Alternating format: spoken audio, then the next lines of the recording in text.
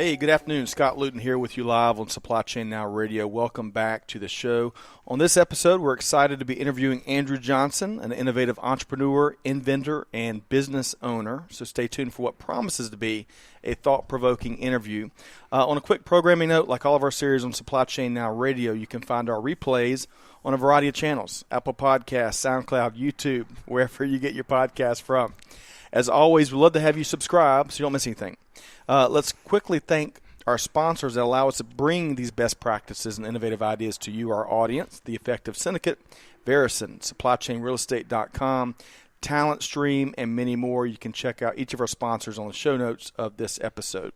So let's welcome in my fearless co-host here today, Greg White, serial supply chain tech entrepreneur, chronic disruptor, trusted advisor.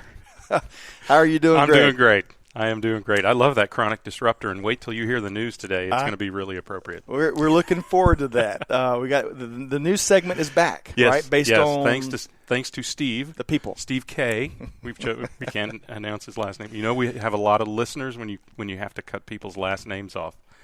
So. Well, you know, we're excited about this episode with this special guest. We've had several conversations as we were halfway to Austin, Texas. We had a couple prep calls as we learn more about what Andrew Johnson's doing. So let's go ahead and bring him in here now. Andrew Johnson, founder and CEO of ShelfAware, LLC. How you doing, Andrew? I'm doing great.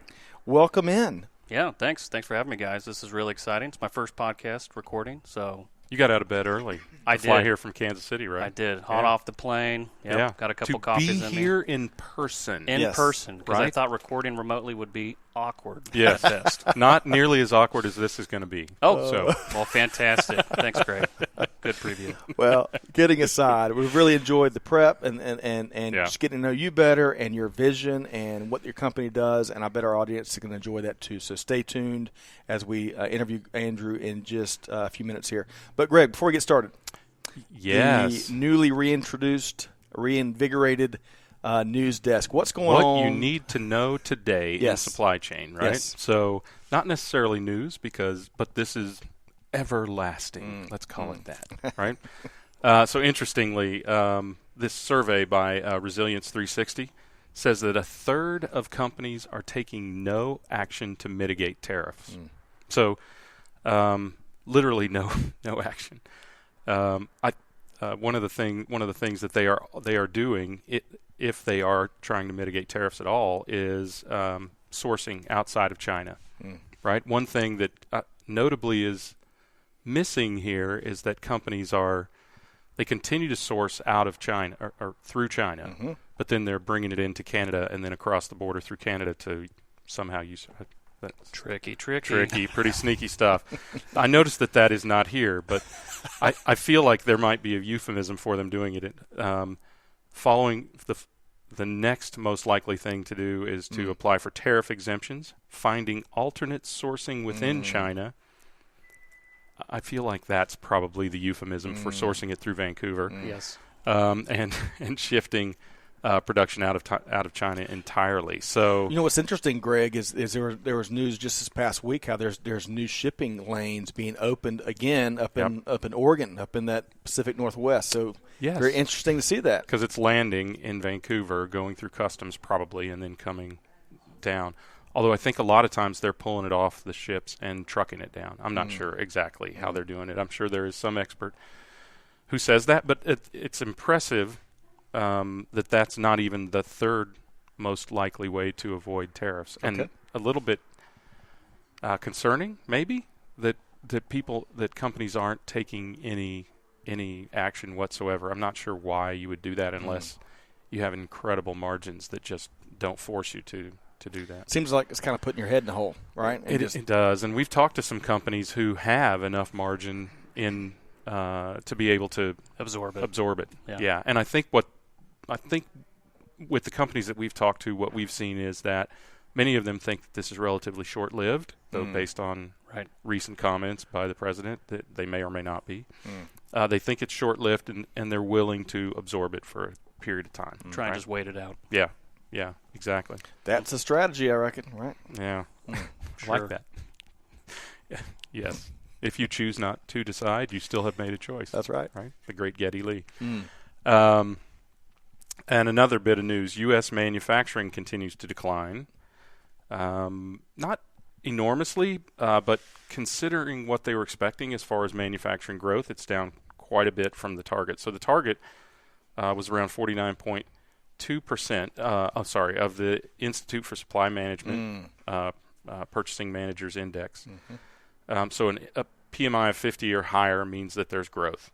They were expecting to get close to growth at 49.2%, and it actually came out at 48.1%, which is just below October, which was 48.3. So they were expecting growth, didn't get it. In a market like this where there's instability, that that obviously creates some concerns.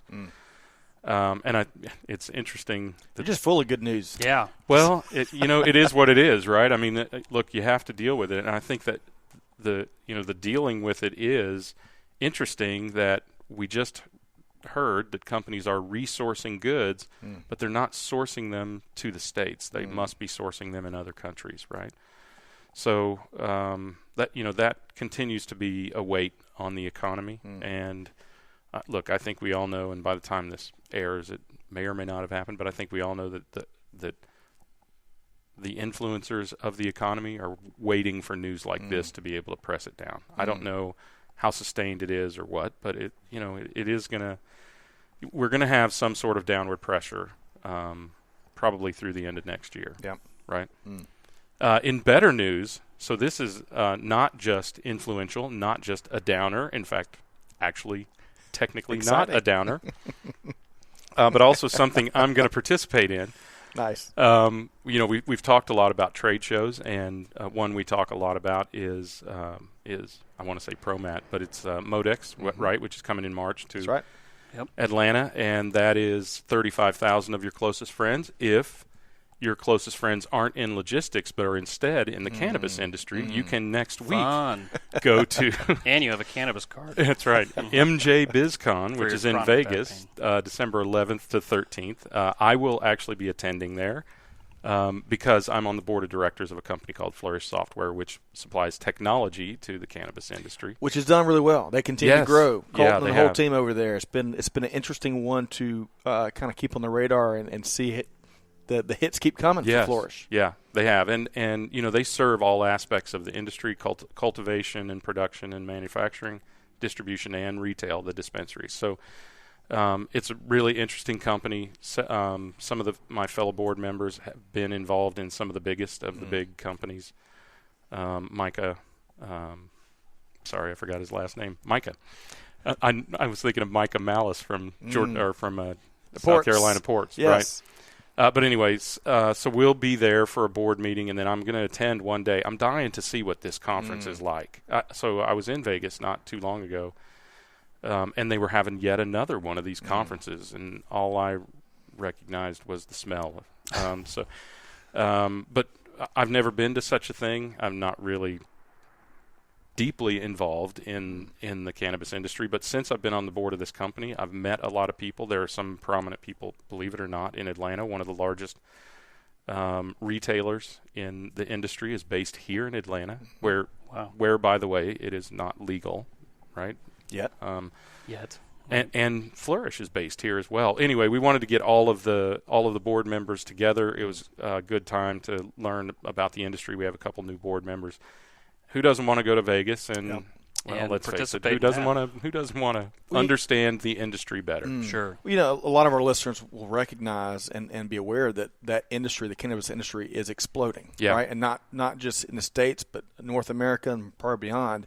All over the world. Yeah, really. It really is. And not for all the reasons that many folks are assuming. So for some of those reasons, but as more and more of the byproducts are being used, different medicines, the regulations are loosening, and in many proven ways. We've talked about this on some earlier shows.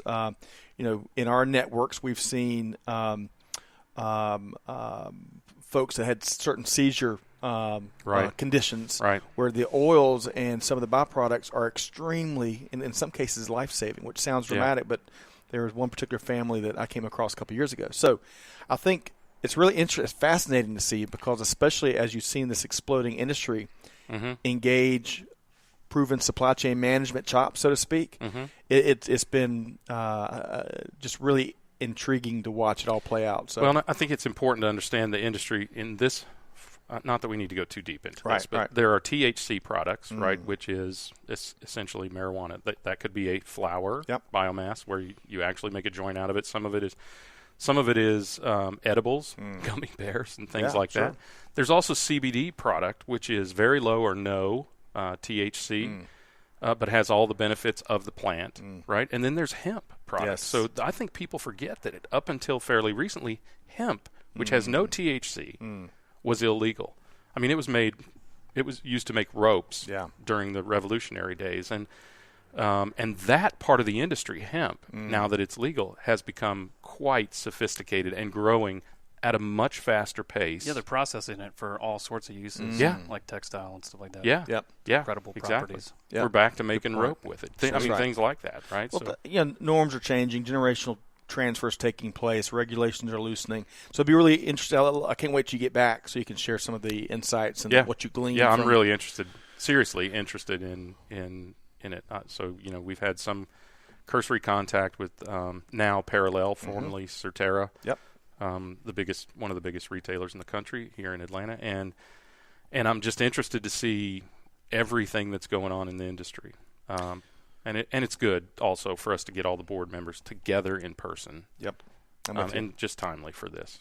So. We'll give Colton a big high five. Yeah, we'll do. And the whole team. Yeah, and we look forward to debriefing you when you get back. I'm going to be scouting out the Mirage for RLA. Yes. We're back in Vegas at RLA. In February. Yep. And we'll touch on that at the end. So good stuff. So big thanks to Greg, Malcolm, and the whole research team. A lot of developments. No shortage of developments across the global supply chain. Okay, so let's dive into our featured guests here today. Again, we're really excited to be talking with Andrew Johnson, founder and CEO of ShelfAware LLC. And really, that doesn't do it justice. And we're going to get more into a lot of different things that you're involved with, Andrew. But good afternoon again. Welcome back. Yeah, thank you. Not like you left it went anywhere, but welcome back to the microphone. Welcome back to us allowing you to use it. Thank you. Yeah. So, as we always like to do, before we kind of dive into and talk shop and talk supply chain and what ShelfAware does, let's learn more about you, the person, right? Right. So, tell us where you're from and give us a couple stories on what it meant to grow up in your neck of the woods. Okay. Born and raised in Kansas City, home of barbecue steak, like we were talking about earlier. Yep. And that is where my whole story as far as business and entrepreneurial starts, and is really with my dad in 1982. He started a family business. He had a very clever name for it called O-Ring Sales and Service, and we sold O-rings. No way. I know. It was great. Good guess, Craig. Yeah, thanks. So, I grew up counting O-rings and packing boxes because my dad was a big believer in child labor. Which is That's why you have children. Yep, the uglier sides of entrepreneurship. So when you're just trying to make ends meet, if your kids can help you in the warehouse, they work in the warehouse. Yep. Clean toilets, empty trash cans, whatever I could do. I moved his company a couple times. He pulled me out of school to move it. It was terrible. I mean, he just worked the snot out of me. So that was my upbringing. And you were talking about family business being a struggle. I didn't want to work for him for a long time just because I thought it would be terrible and awkward. And it is sometimes. Yeah. So I was going to be an optometrist, then decided when I got a little older into high school that'd be crazy because my dad's got it pretty good.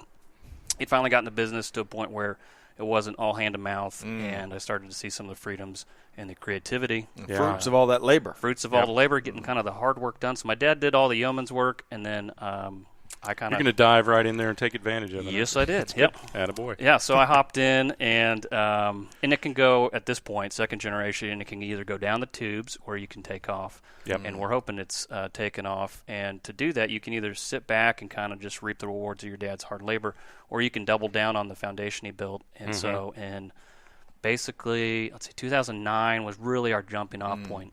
And that is when I have 3 sisters. Okay. No brothers. What are their names? Only boy. We got Julie, Jessica, and Amy. Okay. You passed the test. I did. That's good. That's actually really Shout tricky. out to the Had sisters. a lot of things in my head other than their names.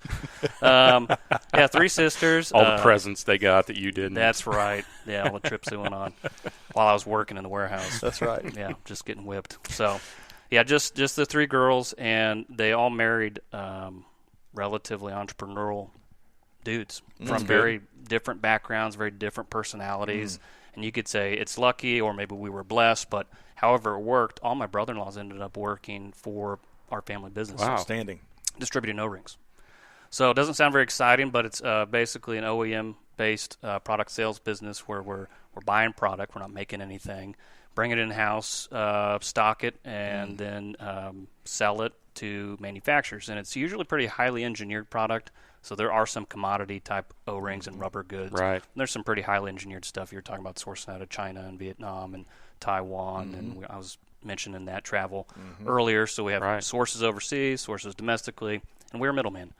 And so in 2009, kind of our jumping-off point, all my brother-in-laws, we kind of, the four of us all came together, and we're lovingly called the boys in the office. So we got some longtime employees that have seen me in diapers. Wow. And that's okay.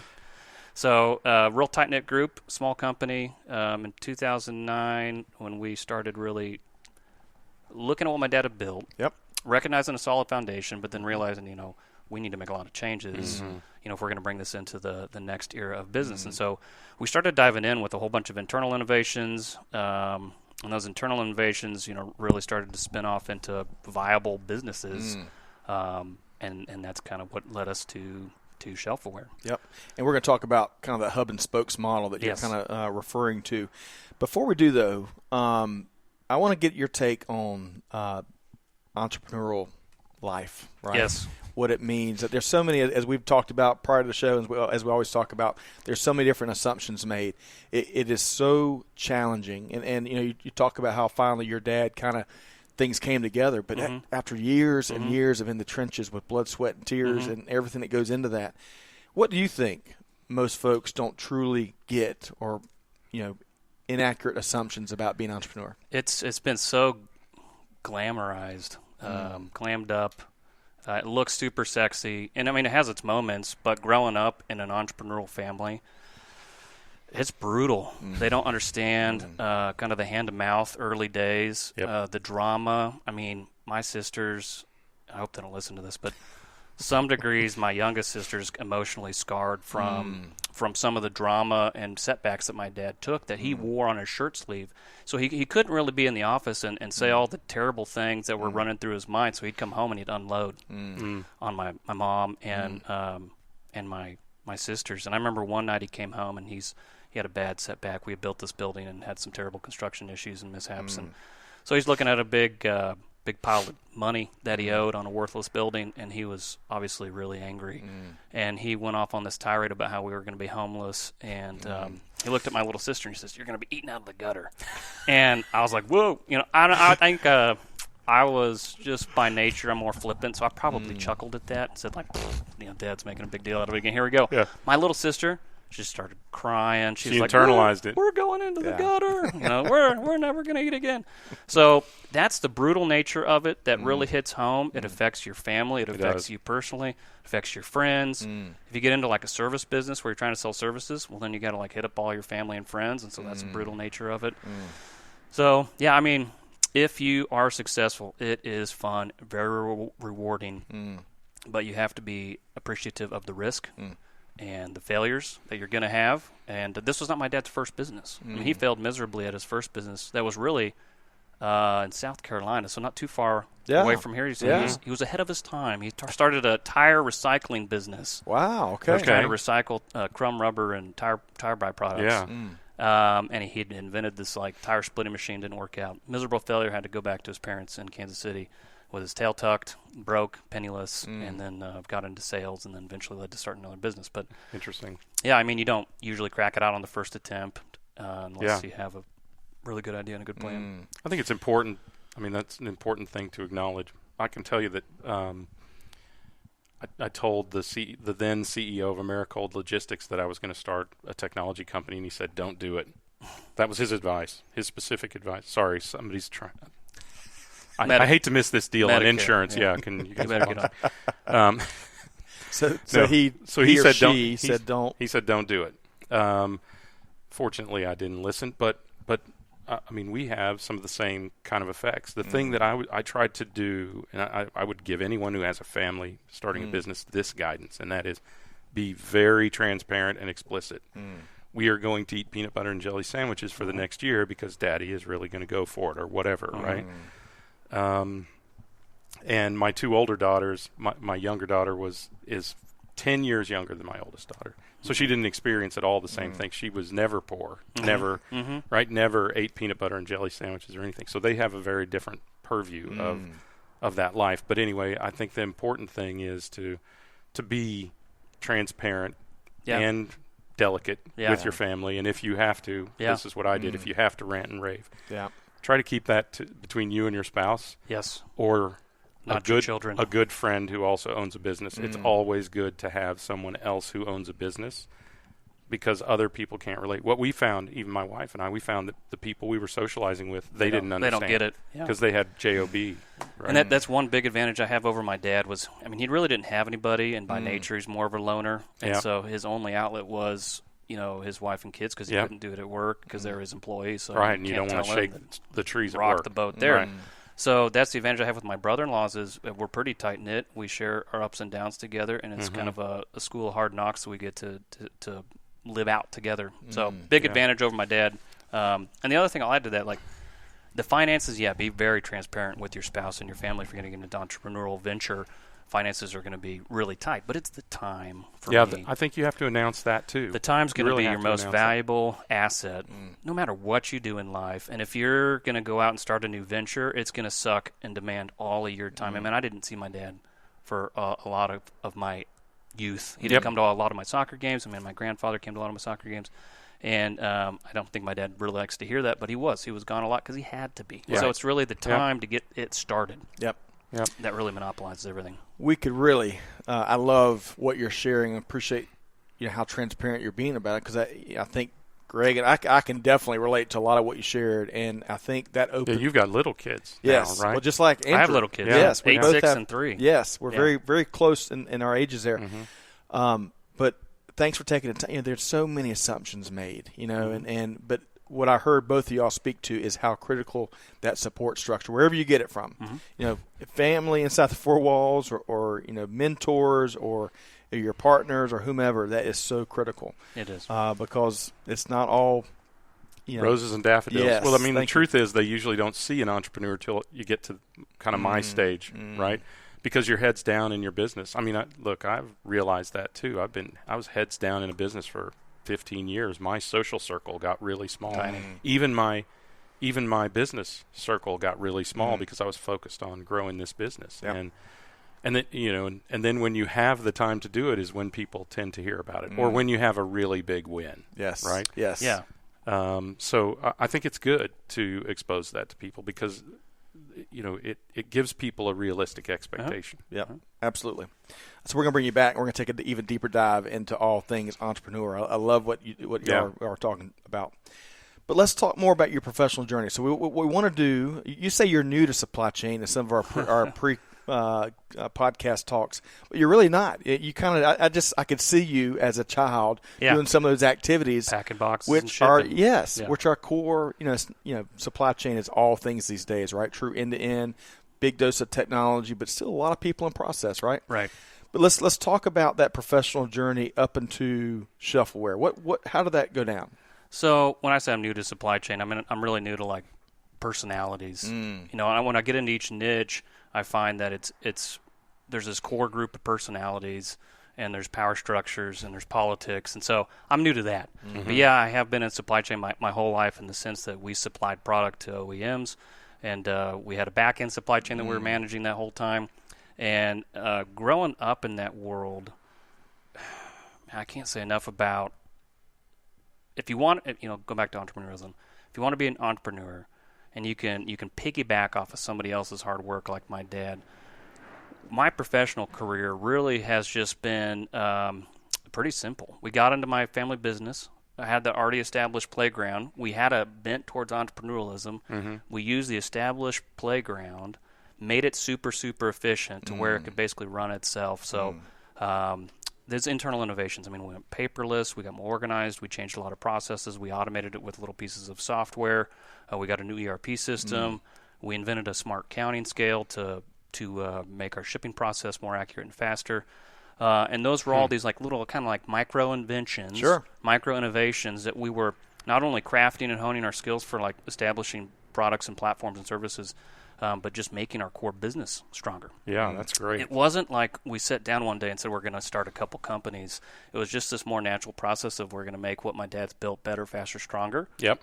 And then us recognizing, oh crap, there's a business for we this, created right? something. Yeah. The first one we missed on, like completely missed that smart counting scale exists today. You can go buy the system called Pivot Wireless from Pennsylvania Counting Scales. Okay, that's ours.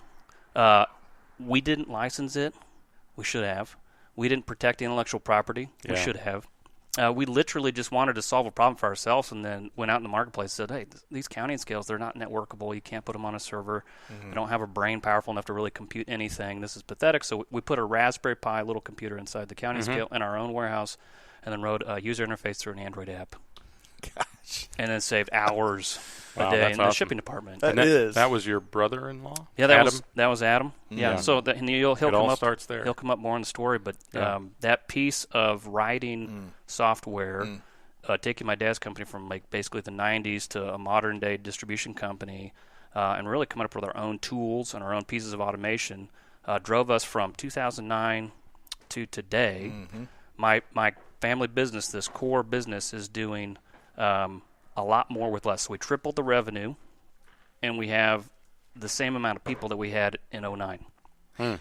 That is outstanding. You know, go ahead, Greg. No, that's I was going to say that's a huge leverage point. Yes. First of all, to be able to use the O-ring company as a leverage point for the technology businesses, but also to leverage up that business to that scale, that's pretty dramatic. Yeah, and so, I mean, again, we didn't plan all this out. We were planning as we were going. We'd huddle up. We'd say, okay, what do we do?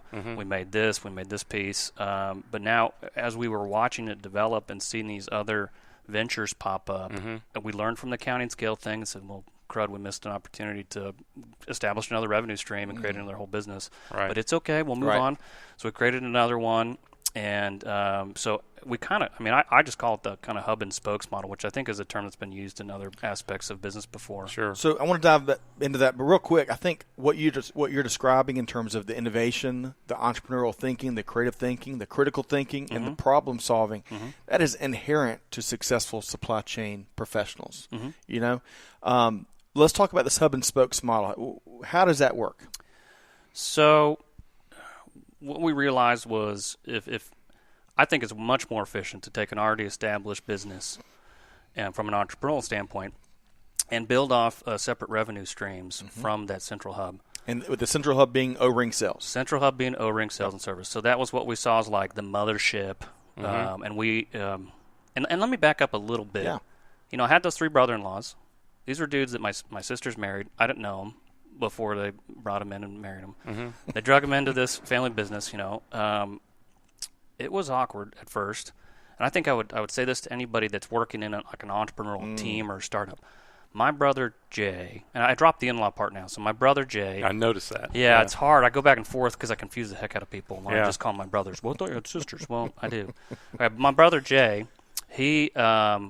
all these guys are so different, and we all have very different roles. And we started to recognize we were extremely different. We started to have some early conflicts when we were going through this process of making my dad's business just better, faster, stronger.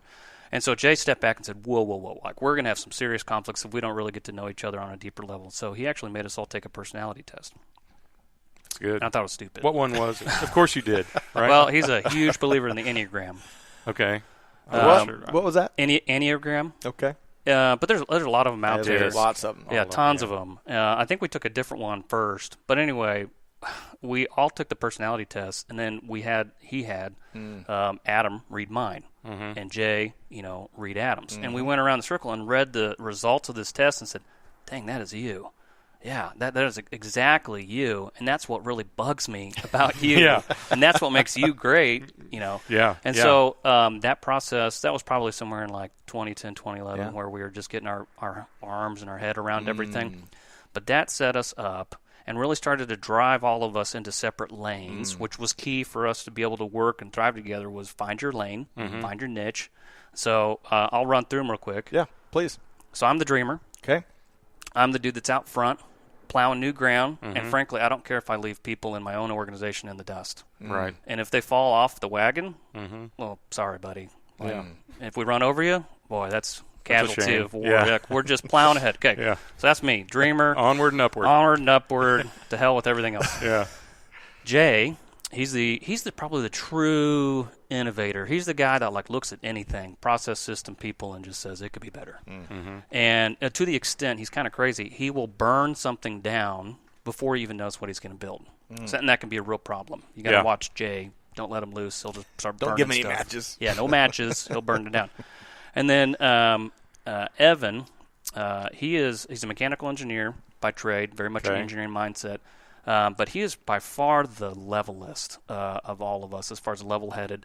So, when Jay's burning stuff to the ground and I'm running people over, Evan's saying everybody needs to, like, relax. And so he's kind of the glue that holds us all together. And then Adam is the fixer. So when Jay burns it down and I dream up something that's completely impractical, Adam gets really mad at us because he's going to practically fix it all. And then Evan cools us all off. And then in about an hour, we have a real viable option to move forward, which Adam's probably executing from a software, hardware standpoint or process standpoint. Don't also forget that you and Jay take credit for it after. Exactly. After he's the picked up all the pieces. The dude that's out front that takes all the credit. But honestly, it's those three brothers that are behind me that have made all this possible since 2009. Jay, Adam, and Evan. Yep. Right? Jay, Adam, and Evan. So, going back to the hub and spokes model, we started really gin it up in like 2012. We had some new innovations. We were driving new business, picking up new customers because we're more efficient than our competitors. Right. And we had some new services basically to offer our competitors. So, in 14, somewhere around 13 and 14, our next two ventures started. So, one venture has to do with Amazon, and the other venture is ShelfAware. Okay. They both started about the same time. I guess I'll take credit, the Outfront Dreamer, for dreaming them both up, but I executed poorly on the Amazon one for years. It kind of more or less... And we're going to touch on Amazon in a minute. Yeah. But the ShelfAware model, it didn't take that long, really, to put it all together. And again, out of that hub, we had all the pieces there, the experience, the supply chain experience, distribution experience, the customer base. So we had readily available betas. Right. And did you have demand from your customers? Because ShelfAware, not to give away the whole deal, but ShelfAware is basically a vendor-managed inventory It's tool. a VMI, yeah. So did you have... So, we were running VMIs, and we hated them. We had to send really valued employees. Again, we're trying to make a business with less people, get bigger, so we didn't want to send our customer service dude out in a truck, drive 30 minutes down the road, do a physical count, or use a barcode scanner for 30 minutes and then come back. And I'd watched this develop for 20 years in our industry, probably longer, this whole VMI mentality where the consumers, the big manufacturers, the supply chains were so complex they could not manage them, so they just outsourced it to suppliers. And the suppliers have struggled, how to track consumption on the consumer's factory floor.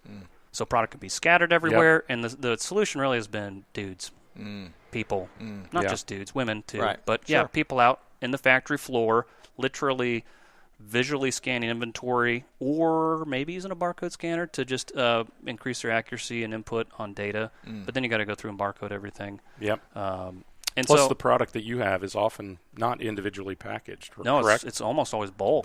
I mean, it comes in 10,000 at a time, and we use our fancy big boxes of O-rings. Giant bags of stuff. So we want to take a deeper dive into ShelfAware and especially the technology at the core and how that came about. But before we get there, you got some neat views on Amazon and collaboration and whatnot. Talk about that. So, again, back to this hub and spokes model. I mean, we were building ShelfAware out of the hub because we had a service, we had a need, we had made the business more efficient, so we had the cash flow to do it. That's another key component. Yep. I mean, we ventured capitalists, like we're our own VC. So, money from the hub is going to fund these spokes. So we're like an incubator of our own companies. And it works really well. And we're leveraging our current resources, our current IT, my current programming, all that stuff was all in-house. Just breathing it, all in-house. The Amazon thing was a recognition from me just reading all these crazy business journals and articles saying, from our marketplace perspective, saying, oh, you got to defend against Amazon. You got to put up walls because they're coming into the B2B space. They're coming into business. They got Amazon Business. And they're coming in, they're going to take us over, and we have to fight against them. And that was just my millennial perspective. My brother-in-laws and I'm the youngest of all the bros, but they're all pretty young. Adam just turned 40. Getting really old. Yeah, he's over the hill. Over the hill, yeah. So that was all of us just sitting back and saying, like, well, what in the world? You're not going to, like, legitimately fight against Amazon. But if they're all going to waste their time, trying to fight against Amazon, who's fulfilling a really needed value right in every space they get into, which is that kind of consumerism mentality. I want it now. I want it. I want it tomorrow. I want it cheaper, faster, stronger, better. So they were filling that need, and we said if all of our competitors are going to waste their time spooling up resources to fight against it, well, heck, why don't we just jump in with Amazon and help, I don't know, put some black eyes on our competitors. Yeah. Just kind of quietly behind the scenes, we spooled up this business that had really nothing to do with our hub, which was selling engineered products to OEMs. Yep. But we took everything else, our back-end supply chain, our niche black arts and knowledge of rubber sourcing, plastic sourcing in our supply chain, our warehouse, and our cash. Yep. Again, that's a big component of it. And we went over. Big advantage, too. I mean, that's big advantage. It's hard fought to get. Yep. But still, when you've got it, that's outstanding. If you want to double down, it's a really sweet resource. So we took all of this stuff, and we basically had one creed. We were going to go to Amazon, into their new market space, into business. And we were going to look at Amazon as just a green field, and we were going to go pick out SKUs, individual SKUs that we felt our business, our supply chain, and our business acumen were adept at supplying. So we do a bunch of market research basically on a SKU by SKU basis, and we pick off these products that other people really had no business supplying. So some medical device companies supplying a medical device that's made of rubber and plastics, we look at it and say, could we do it better? Could we do it faster? Could we do it stronger? So it wasn't just about could we do it cheaper. Right. At the end of the day, that's kind of where it all heads in Amazon. But there's this really sweet space on any product that's selling on Amazon where eventually it's going to race to the bottom. But if you can hit it like way up here, you can sell a lot of stuff before it gets down to just this dirty market. Commoditized. Yeah, commoditized. And one way to keep it from commoditizing faster is to innovate it. So we were looking at products made of rubber and literally just changing the color. So the product was just sold as black or gray, and it was a consumer-based product. And I won't give it away because Jay would murder me when I get back because it's one of his babies. But as a consumer-based product made of rubber, black or gray, and it just wasn't sexy, but it was selling to consumers who want choices, who want sexy. Right. So this product was going to get installed in their house, in their car, in their home, and it was gray or black and ugly. So we literally just made it colors, and it started selling the heck out of it. Wow. And so Jay, really innovator, looked at the model and said, we need to just apply our strengths to any product, broaden horizons, get out of this whole manufacturing sector, get into consumer products, that's where the volumes are at, and look for particular products where we can innovate and make them better, and then make huge margins selling the heck out of them. So it's and Amazon, I could talk all day about the different types you can go to market in Amazon. They have several different routes to market. But it's basically O-rings. See, this whole time, my dad had never made an e-commerce company. Like he'd never. We have a great website, oringsales.com. Yes. Sweet web address. Yep. Also very brilliant. Yeah. Right? Yeah. O-ring sales. That was my dad a long time ago. Great hyperlink. Really, seriously. No, that's not. Yeah, people tried to buy it.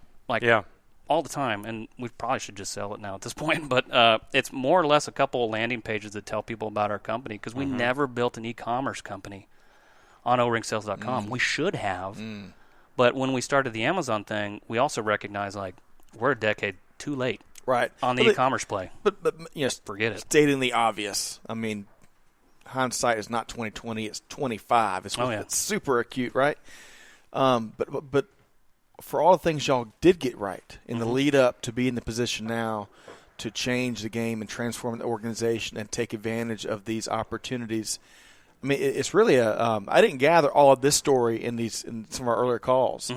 But what I also really like is how you are surveying the landscape and not buying into the as you put it, got to insulate ourselves, got to get our Amazon vaccine. Yeah. No, there's so many different ways you can collaborate and make good money. Sure. And be innovative. Yeah. And change the game. Yeah. We're very much against the grain. I think the first recognition that you had that was most important was you can't fight them. Right? I mean, it's like fighting gravity these days. And not just these days. I mean, in 2017, I wrote an article called "Enemies with Benefits." It's about doing what you did, and I got it from a speaking engagement at Hardy, the heating and air conditioning, refrigeration, distribution industry, whatever. And a fellow stood up in the back of the room and said, "Amazon will never be able to do what we can do because they won't, have the personal service or blah blah blah blah blah." And I felt compelled. It's probably less than diplomatic, but I felt compelled to address that because he said that during another speaker. And I said, precisely, somebody said this, and I repeated what he said. Precisely the problem is you can't conceive a world where Amazon can do that because anything you can do as a $50 million distributor. Imagine a company with $86 billion in cash. They can do it. Right? They can do anything, and that's precisely the first recognition that you need to have. And that you guys had that recognition, especially so early on, is that's the key to what happened to you. Right. Plus the innovative spirit of your company. Yes. Right? Yeah, and then we, again, Jay, and he's very, very much a realist. And so he realized early on with the Amazon thing that our credo would be leverage our supply chain to sell anything we could on Amazon. But at the end of the day, we always repeat this around the office, Jeff Bezos wins. So it is a race to the bottom. It's an interesting platform. If you're not the best person to sell that product, to manufacture and to sell it on Amazon for a number of different reasons, then eventually you will get completely bludgeoned by somebody else. So it's a very fast-moving game. It's perfect for Jay. Honestly, it's a great place where he really thrives because every day is a little different. And Amazon's moving so fast. They change the rules all the time. They change all the fine print, and you have to keep up with it. And you have constant competition. I mean, overseas from China and India, and people hopping on the platform from all over the place. So. And so many of the manufacturers in China are directly marketing. Plus, they've already got a far better platform over there with Alibaba and AliExpress. Jack Mao's killing it. I mean, Amazon's not even, we talked about this the other day. Amazon's not even the second biggest e-commerce company in the world. So. But they're doing pretty good. Doing okay. Doing all right. Doing okay. But I mean, all that does is exacerbate the acceleration to the bottom, right? Because they are not in charge of even the broader world market. Yeah, That's right. And before we move on, I guess what's one more point that I'd like to make, because as much as I do love the success we found on Amazon, back to that dude in the crowd at your keynote that said, Amazon will never be able to do what we do. Right. The true part of that is if any independent distributor can create a value proposition through other services, and that's where our distribution industry is headed. If you're buying and selling products, your lunch is going to get eaten by Amazon, and it's probably already getting eaten by Amazon, or your competitors that have a more compelling offering through an e-commerce platform or just selling through Amazon. So if you're not heavy on the engineering, heavy on the service supply chain portion of this piece, adding value into your consumers and purchasing things more efficiently from end to end, your days are numbered. That's where we're headed. And accepting the reality, the real reality, rather than just get over it. Yeah. So let's dive more into ShelfAware, and I know Greg has got a variety of questions, but I think it starts. Of the article. Yes, please. I think it starts with the technology, right? Yeah, ShelfAware. I think that the first thing that it started with, which is beautiful to me, is the leverage point, right? You call it a hub and spoke. I would call O-ring the leverage point for that. And the recognition that there is a need out there. So I'm particularly fond of what you're doing because I worked at and then founded a company that does pretty much what you're doing, right? We provided VMI solutions. So I know the difficulty that you guys were going through. You're trying to do somebody else's business for them, and that is an important distinction to make. Yes. You as a distributor are trying to do the manufacturers or the OEM's job for them. Yes. And that is a difficult line to cross, and we saw a lot of difficulty there. So a lot of your recognition of that had to have come from your understanding of how your customers needed to solve that problem. Maybe not how they did solve that problem. I'm sure they had very distinct ideas on how they did solve that problem. Yeah. But to gain traction, not only with the technology, but also with O-ring sales, you had to have reached some sort of agreement with them. Correct? Yeah. I mean, you had to have reached a level of understanding where they became confident that you could do that. You said you took business away from your your competition. Yeah, we did.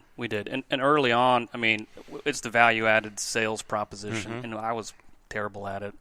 I mean, I knew I had something good, but I didn't really know how to sell it. I wish I knew you then. Oh, gosh, I know. I wish I knew a lot of people then. I was just stumbling my way through it. Yeah. But we came up with this slick system, like you said.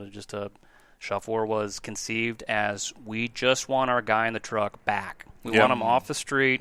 Come on, man. It's what it was, 2015. Certainly, we can track the consumption of this product without having a dude there. We have to be able to do that. Yeah. And so the whole conception of Shelfware was just kind of a thought in a sales meeting presented by some of my sales guys, recognizing the internal innovations and saying, hey, can we create something that's more valuable that we can go sell? Yeah. It's funny, too, because sales guys and I'm a sales guy, too, so I'm not trying to be demeaning. We're all to them, sales guys here. But we're all thinking about ourselves. And so the salespeople were saying, like, come on, like the internal efficiencies are great and all, but it's not as easy to sell if we just create an external service. And so that's when we made that big leap from going internal on the innovation to going external. Went out to the customer base. We did have kind of a handshake agreement with one of our longtime customers right there in Kansas City called Eskridge Manufacturing. They make planetary gear, so shout out to my boys at Eskridge Manufacturing. Great company. Yeah. Hey, you're right what on up, Richard time. Griffin? That's right. Yeah.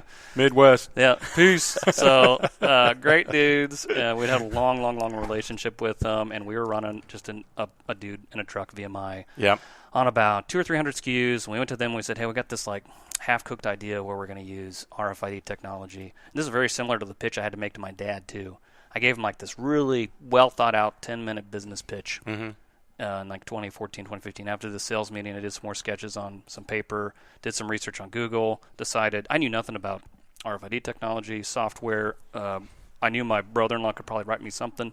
And I knew I could probably go do enough Google researching to figure out RFID tech. So I real concerted pitch to my dad, 10 minutes. I said, Dad, I need $15,000 to get this kind of idea off the ground and go try a beta in our own warehouse. I get done with this really great pitch. I thought I really knocked it out of the park. And I said, so what do you think, Dad? He goes, yeah, I'll give you the money. You can have the $15,000, but just answer me one question. And I thought it was going to be deep. You know, kind of like I'm scared of what you're going to ask me, Greg. So I was like, oh, crap, here we go. It's going to be a really tough question. He goes, what the hell is RFID? Yeah. Yeah. Like, what? You don't know what that is? No, I have no clue what that is. I'm like, oh, gosh.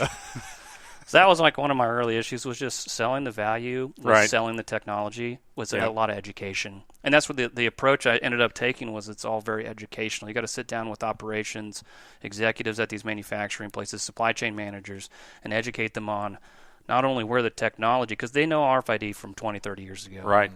So you got to re-explain to them, where it's at today, why it's lucrative, why it works, what value it can bring to the organization, where they're going to save time and money. And really, you can throw money out because it's all about saving time. Yeah. Whether you're preventing a stock out or you're just trying to keep their inventory lean or you're trying to automate their purchasing process, they're not cutting purchase orders to suppliers all day long for penny products. I mean, it's all about time savings. Yep. So, yeah, I bought the $15,000 in RFID technology, had no clue what I was doing, really fumbled around for probably 6 months or so trying to make it work. It wasn't working very well like I had intended on it working. Yeah. And that's one of the unsexy parts about RFID. So it's radio frequency. It's ripples in a pond. When you drop that piece of frequency out into the atmosphere, it just goes out in every direction. Very difficult to control. It's always been kind of one of the big cons of RFID. That's kind of old technology, like you said, 20, 30 years ago. So why go that direction? Why RFID then? At the time when I was researching it, I saw that it was getting inexpensive. Yep. The printers used to encode, and so I brought some labels with me. Hey. It's smart packaging, so it's I'll show the camera. It's There just you a go. 4x6 label, and then if you peel it back, there's a passive UHF tag. So it's ultra-high frequency radio tag. It's a transmitter. It's passive, meaning there's no power supply, so there's no battery, so they never expire. We need to put It that won't on wear Greg out. and keep tabs on him. Sure. Yeah. On his back before he leaves here honestly, like the RFID world is blowing up. You mentioned Cannabis earlier. They're using intelligent labels like this to track seed to sale. Right. So each plant will have a little plant tag. That plant tag's not just a readable label. It's got a little RFID chip behind it to help them track and inventory these plants because they have all these regulations revolving around the industry. So I landed on the technology because it's gotten cheaper and much more effective than it ever was before. The printers are easier. You can integrate the printing and encoding of these tags. even into a supplier, because that's where we do our original. The suppliers apply the tag to the product and ship them to the consumer.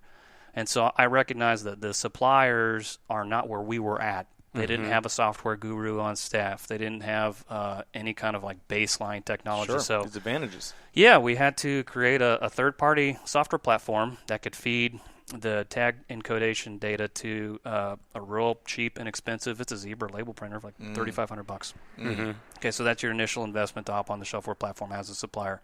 So you're dropping less than 5 Gs to be able to offer this innovative service to your consumer where you'll run a VMI for them from anywhere in the world. So folks are clear, right? Vendor-managed inventory is? So folks are clear. It is. Yeah, it is clear. right? I'm helping you with your pitch. Oh, thank you. Yes. Dang. Yeah, sometimes I get going so fast. No, it's okay. No, This is all really fascinating, but one of the things as where you do we learned fit in in the the sales supply chain world? process, Yeah. right, is you got to kind of spell it out. Not all of our listeners, some are in the transportation industry, some are techies, some are VMIs. The most well-known VMI company, so just to put a name to it, Sure. A target on somebody's back, that would be Fastenal. Phenomenal company. Lots of growth. Yeah. Yes, cannot say enough good things about them. They're phenomenal. They've been doing this forever, and that is vendor-managed inventory and services like that. Yep. So VMI can include vending. Yep. Which would just be like a Coke vending machine. You got bottles of pop in there, but instead of that, you have lubricants, solvents, whatever you're using on the factory floor. Yeah. Measuring Gloves. tape. Measuring tape. Safety Gloves, material. Yeah. Markers. It's about VMI is about managing all of the penny parts that drive billion-dollar organizations. And so these big, giant manufacturers, think about all the little tiny parts that are on a car or forklift.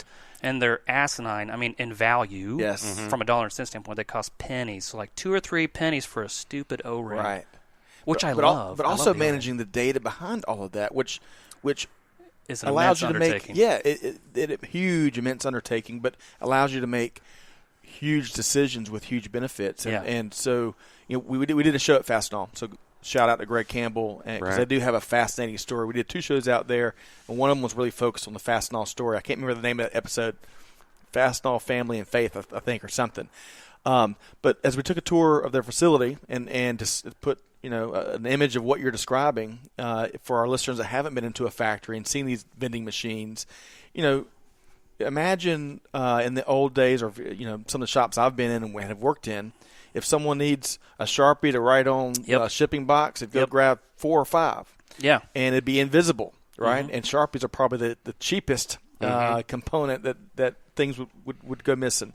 Well, these machines, as employee 1, 2, 3, let's call her Jenny Smith, needs a Sharpie or needs some kind of tool, scans the badge, the machine issues 1 and records the transaction, so that you can aggregate all that data and see what's being used, what isn't being used, what's being used way too much. Yeah. What can you eliminate? What are we running out of? Yeah. And so if you imagine that over the span of just one plant, but for some of these intercontinental have dozens of plants. Dozens of locations all over the country. Absolutely. They're trying to run these complex supply chains. So there's 2 big drivers that I think have put Shelfware and Fastenal, frankly. Yep.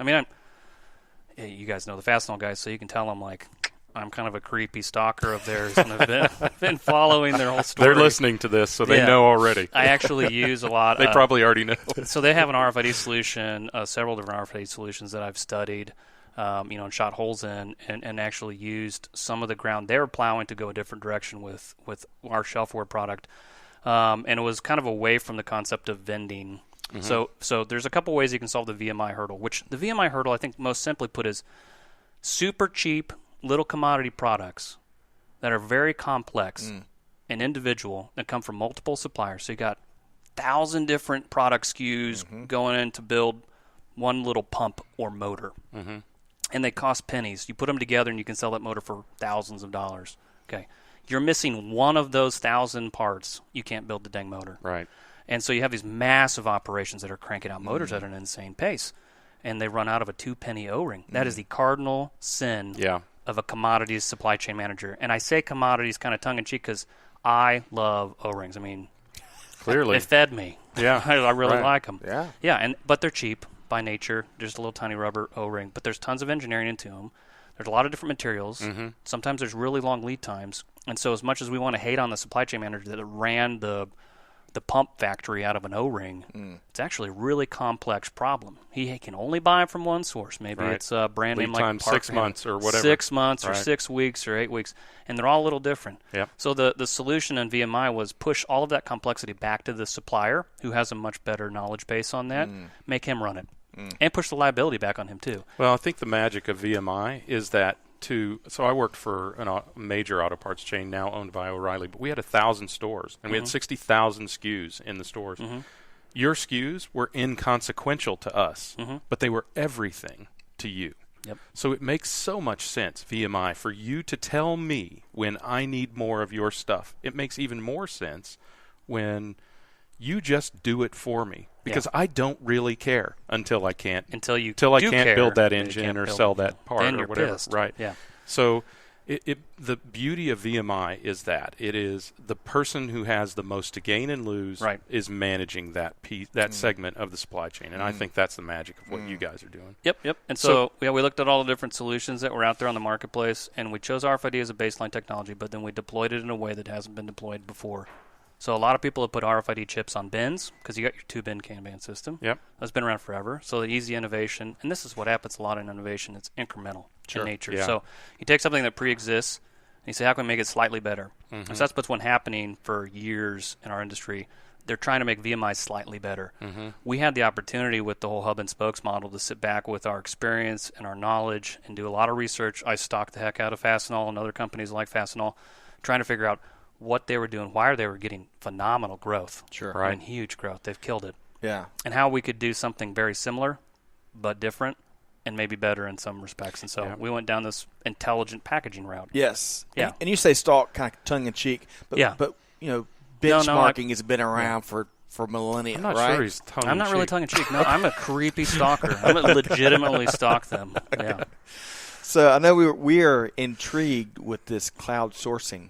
Oh, angle. Yeah. Right? So first of all, you use this RFID. This is the juxtaposition that I love. You use to disrupt an industry. You used an old technology, 30-year-old technology, and then you combined it with a cloud platform. So and then you trademarked this cloud sourcing term, right? I did. So tell us a little bit about that. So again, the advantage of just like standing back at the 20,000-foot view and looking at Stock and Fastenal and other great companies like that, and starting with just this white room, where we approached it from a completely different angle. When we very quickly, and this is where like my brother Adam, the guy that was behind the scenes cranking out all the software to make this work on a very small scale. Well, when it worked, the first thing that happened at the consumer was Eskridge came back and said, "Hey, this is phenomenal. We don't have to cut you guys POs. We never run out of stock. And you're pushing the data to us in a really transparent and visible software system so the consumer can see what they're consuming. And they can see they're on an inventory value. They never have to do inventory audit again. They know every day what's on the shelf. It's dollars and cents." And they were just over the moon. So they said, "What else can you supply us?" So my dad sits back, He goes, "Oh, gosh, let me handle this one. What do you want us to sell you?" And Eskridge said, "Well, everything. Just put everything on the dang system." So here we had this giant vending machine that wasn't really a machine, it was just open shelving with intelligent packaging, so we could really tag anything. If they wanted to buy giant 50-gallon drums of lubricant, sure, we can track that. My dad was going down the rabbit hole of the quintessential 1970s and 80s models of distribution, which was an industrial supply chains. It was get bigger by getting horizontally vast. So you go out to different product groups and you bring on a new product group. Okay, I'll sell fasteners. Okay, I'll sell hose. Okay, I'll sell lubricants. No problem. And that's Grainger, Fastenal, those big giants. They can sell you everything from solvent to a fastener to an engineered steel product. Right. No problem. And that's where my dad and my brothers and I, we said, whoa, Dad, no, we're not doing this. Don't doing poke this. the bear. Been done. Yeah. We're going a different route. Here's what we're going to do. So we backed the train up a little bit, and this is where my brother Adam was like, "No, we're not going to do this." And I said, "We are going to do it. I'm the dreamer. We're going to do it, and I'm going to drag you along. You're going to clean up the mess. You're going to clean up all the messes I'm going to make." And so I went to some buddies in Kansas City that were also an industrial supply, but a completely different product vertical that Eskridge also consumed, and that was hose and fittings. Okay. We didn't sell them, But I knew a guy that did. So I went to the guy that did. We had like several beers while I tried to explain RFID technology to him, which was fun. And did it get easier or harder after several beers? Oh, much easier. Yeah. Yeah, I mean, yeah. At the end of it, I get it now. Yeah, kind of like the weed convention you're going to. It's all going to make more sense. It's all going to make more sense. Your team gets together. Yeah, on the I'm only there for one day. That's Smell right. the innovation. Yeah. That's right. So I went to this guy and said, over a couple of beers and a handshake, hey, hop on our platform. And then my brother, he said, okay, figure out how to get him on the platform. So here we had this real homebrewed system, and we're adding somebody to it from like a licensed standpoint. Right. And we're running their data for them. So we had to cross a ton of hurdles about data security, data management, how we're going to do this. And that's when it became really clear that Shelfware needs to become a completely separate entity.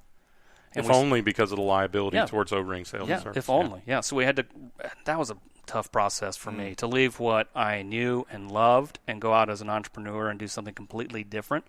I mean, I didn't know RFID. I didn't know software. I didn't know supply chain. So we created this separate entity, and the vision for cloud sourcing is – we think, we're pretty confident now at this point, we have several licensed suppliers on the platform. We're pretty confident we can continue to build out the back-end supply chain on ShelfAware to supply large OEMs, or really any industry, vision, dental, some retail applications, but specifically B2B, I think.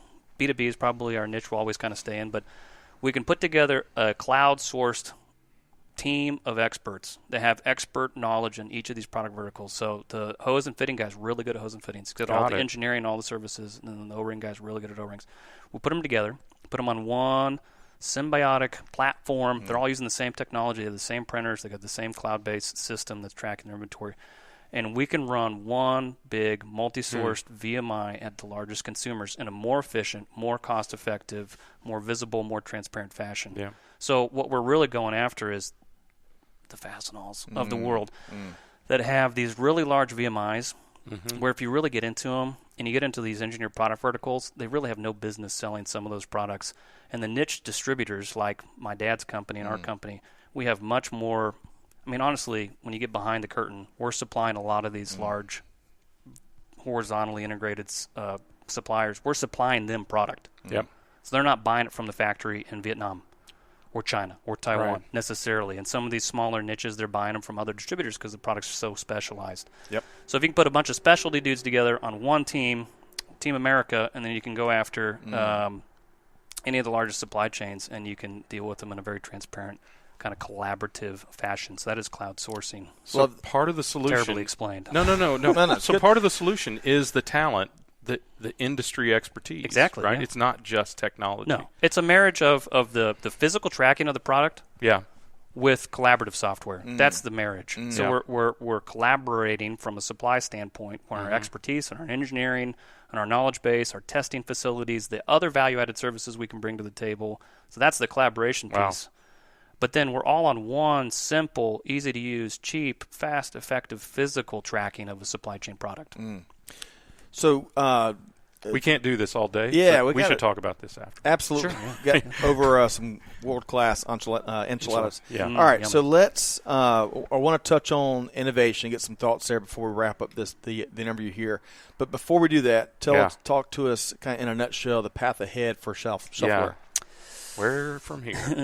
That's a great question. So I think where we're headed is just further down the cloud-sourced supply chain model. We've sunk our teeth into some large consumers that are driving some of the narrative. One of them is Ingersoll Rand, so they've taken notice. Yeah. So we're going to have our first, and this is one of my big bucket list things when we came up with the Shelfware concept was I wanted to be able to say I can run these large, complex supply chains coast to coast from Kansas City.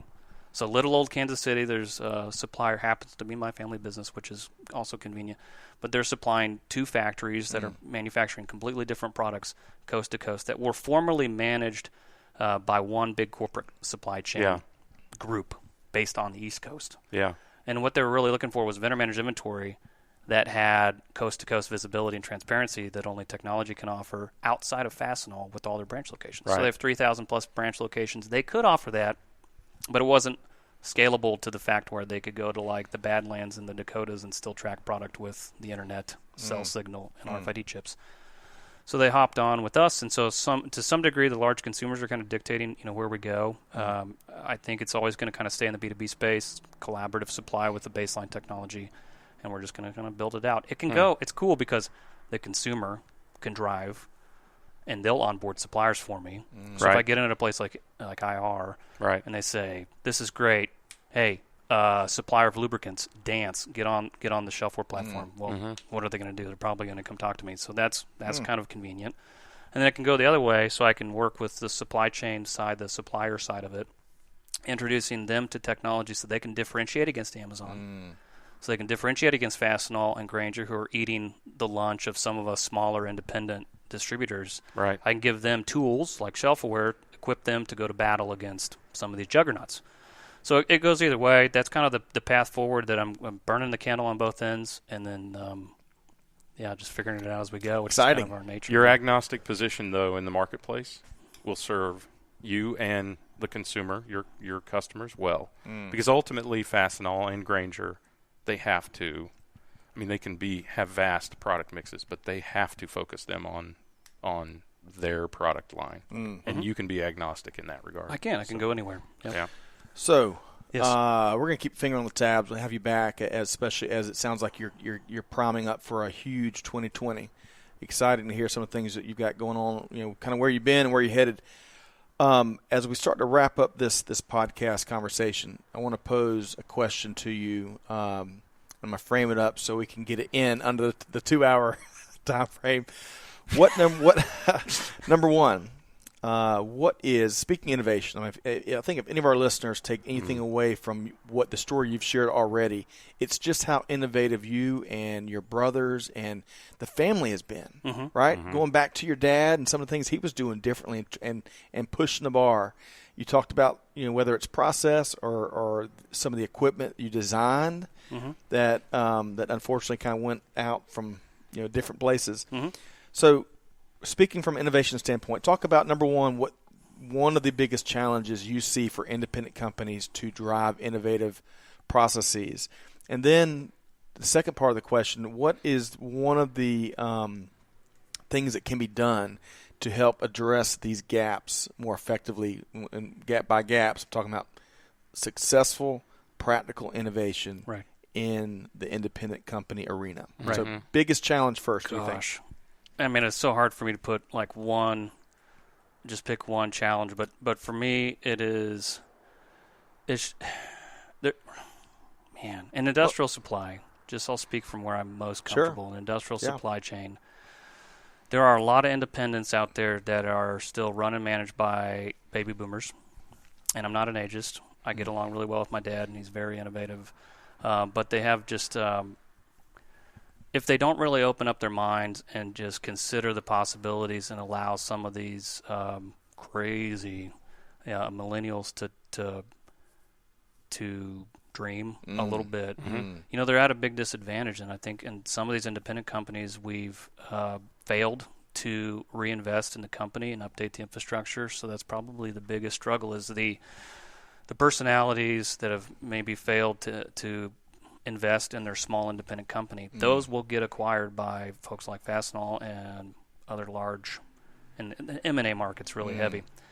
To push back against that, if you don't want to be one of the guys that gets acquired, but you want to create a value-add distribution company, which I think is what you're going to have to create to exist in 5, 10, 15 years. Not just exist, but really thrive, do well. Is you got to have an Adam. So I kept referring to my brother, Adam. He was a phys ed major. He has a master's in physical education, loves coaching, never did it, not much of it anyway. And he taught himself computer programming through YouTube videos, which I think is the scary part about where our industry is headed. There is so many ways you can take your business to create value for your customers with pre-existing pieces of the technology already established.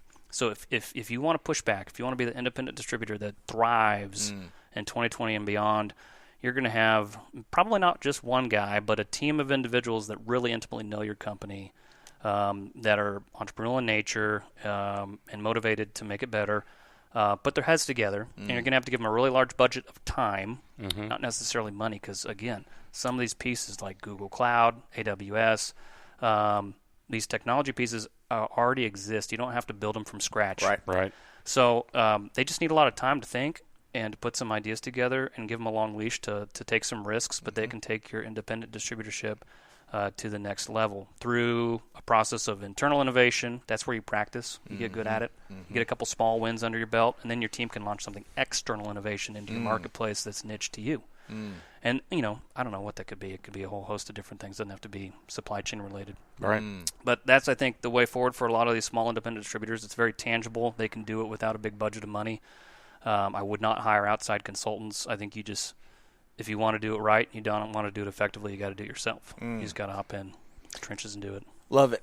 Yeah. And so one last question around the innovation space. In the warm-up conversation, we talked a little bit about the associational space and what's going on there, and the innovation centers that are here in Atlanta. We have Innovation Alley. I think there's 60 innovation centers of all sorts. We're sitting in one right now. That's right. Sandia. That's right. But there's so many different approaches. So real quick, lightning round. From an associational standpoint and from an innovation center standpoint, what still works today? Networking, sharing ideas, thoughts, struggles, that's what works. You got to get people in the room. If you want to get something out of a trade association, you have to participate in the conversation. So get on a committee, get on a board. Even if you're a young dude like me, I would probably look like I'm 25. That's true. I was thinking 23. If I could grow a beard, that would help. Because in some of these positions, it's tough to get like some credibility, but you will earn respect quickly if you participate. Yes. In the solution, in the conversation, in some of these trade associations. Yeah. So I got to weigh in here because Andrew, you shared so much in the last hour and 10 minutes that I think will be valuable to many people, but what you just shared is lost on so many folks. As someone that all of us have been in associations for so long, so many people join, they get the membership card, and they sit and wait. Okay, what's coming my way? No. But you hit the nail on the head. You got to get out there and get involved, engage, volunteer your time, your insights. That's where participate. Yeah, participate. Yeah, and I don't think you don't have to be right. Right. Everybody right now, they don't know what's coming because it's moving so fast, and especially in the tech space. Yep. Business, B2B, manufacturing, unfortunately, sad to hear that it's down or not going the right direction, but so much white space in America where we can reinvest with technology and automate. And we're way behind the times. Europe, Asia, way ahead of us as far as automation technology goes. Yep. So you don't have to be right. You just have to have a vision and a plan and be willing to get your hands dirty and move forward with it. If you share those ideas and sentiments at trade associations, they'll value that. And if you're not right, you'll be right eventually. Do something if you do it wrong. Yes. Right. Stand to benefit tremendously. Okay. So how can folks, if they like something they heard, if they want to compare notes with you, if they may want to kick the tires on ShelfAware, what's the easiest way for folks to reach out and get in touch with you, Andrew? Best way, I think, to get to know what we're doing and just start a conversation is, honestly, I'm a huge fan of LinkedIn. I'm a huge fan of content marketing. I love this stuff. I'd start a podcast, but it'd probably just be a bunch of complaints and musings. You should. I think it'd be great. Tough competition out there for podcasts. I don't know. Just a million. Yeah, too many. I'd probably check out my LinkedIn page, link with me on LinkedIn, follow my narrative on there. I always tell the story. I keep it fresh. You'll get some inside scoop on my family business and the dynamics there. We should probably have a reality TV show too. And then my YouTube channel. I put a lot of content on the YouTube channel. So between LinkedIn, YouTube, and then, of course, I have a website, shelfwarevmi.com. You could go there. But, yeah, those are 3 resources, LinkedIn, Great. YouTube. Yeah.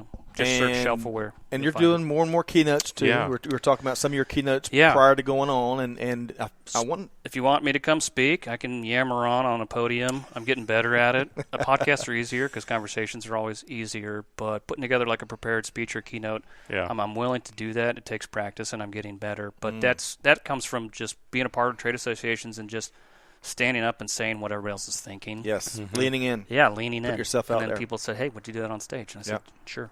So. Well, I'm sure our listeners enjoyed this as much. And there's some of these pockets of conversation we could have grabbed a beer and gone deep in. And so we'll follow up on that. But really appreciate Andrew Johnson, founder and CEO of ShelfAware LLC, for flying in to Supply Chain City here in Atlanta. No problem. Safe travels back, and looking forward to dinner later this evening. All right, so Greg, we're going to do as we wrap up this episode. Speed round? Yeah, in fact, it's going to be ludicrous speed round, all right? If you remember all that right. Meatballs reference. So two really Tesla also. Yeah. So really, we're going to wrap up on two thoughts. First off, if you heard something here during this episode or on any of our other previous episodes, and you want to learn more about that, and you can't Google and find what you're looking for, you can reach out to us, hit up our Chief Marketing Officer at amanda@supplychainnow.radio.com, and we'll try to serve as a resource for you. And then secondly, we're going to be at a slew of events. We spoke at some of these here. We're streaming live at many of these events. We've got a great calendar page from CSCMP Atlanta to the Reverse Logistics Association to Modex here in Atlanta to our 2020 Atlanta Supply Chain Awards on March 10th. Really excited about a lot of things going on. Check out our calendar page at supplychainnowradio.com. Oh, and AME. AME, yes. I always forget Association one. of Manufacturing Excellence, May 4th. Absolutely, where they're bringing their Atlanta 2020 Lean Summit here to Atlanta. Okay. So, Andrew, excellent conversation. Yeah, Thanks thank you, again. Scott. I love Thanks, the Greg. shout-outs to Appreciate it. Pleasure. your Yeah, partners great. and suppliers. Man, Yeah. your timing, you're right on cue. To our listeners, be sure to check out other upcoming events, replays of our interviews, other resources at supplychainnowradio.com. Of course, you can find us on Apple Podcasts, Spotify. Where else, Greg? YouTube. Wherever, YouTube. all the leading sites where podcasts can be found. Be sure to subscribe so you don't miss anything. On behalf of the entire team, including on behalf of Greg White, this is Scott Luton wishing you a wonderful week ahead, and we will see you next time on Supply Chain Now Radio. Thanks, everybody. Midwest. Peace.